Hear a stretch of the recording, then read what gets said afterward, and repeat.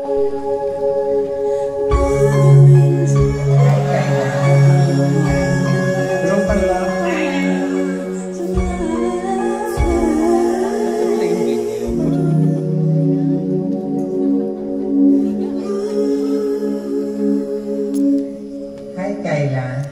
Nani. Hello, Kayla. Hi, Nani. Si Kayla ay buhat sa isang malaking pamilya. Kaya nang magkaroon ng isang salo-salo ay naipamalas niya ang kanyang talento sa pag-awit. Naalala ko pa dati, sinasamahan ka lang namin para lumaban sa mga singing contest kung saan-saan lugar.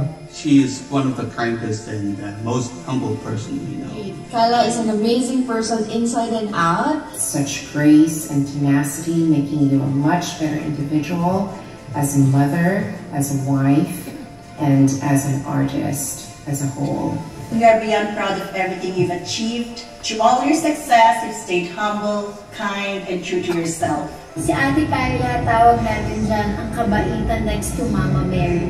Sobrang patient, sobrang kind, sobrang generous.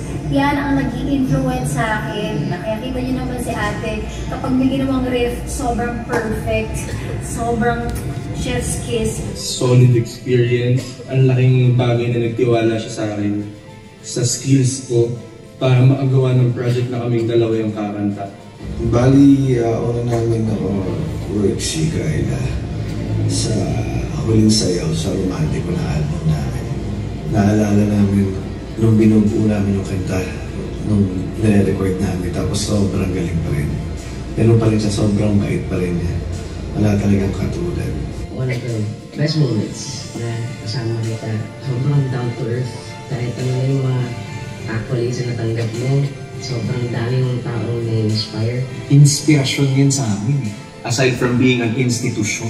The skill set that she has, precision and taste, like pagtahi ng mga notes that will make sense in the arrangement. Mararamdaman mo pa rin yung mensahe ng kanta. Happy 25 years of Thanksgiving and blessings to you, Kayla. Love you. Congratulations, anak. Congratulations, happy anniversary. Congrats, Congratulations again, Kayla. Congratulations. Congratulations. Happy 25th anniversary.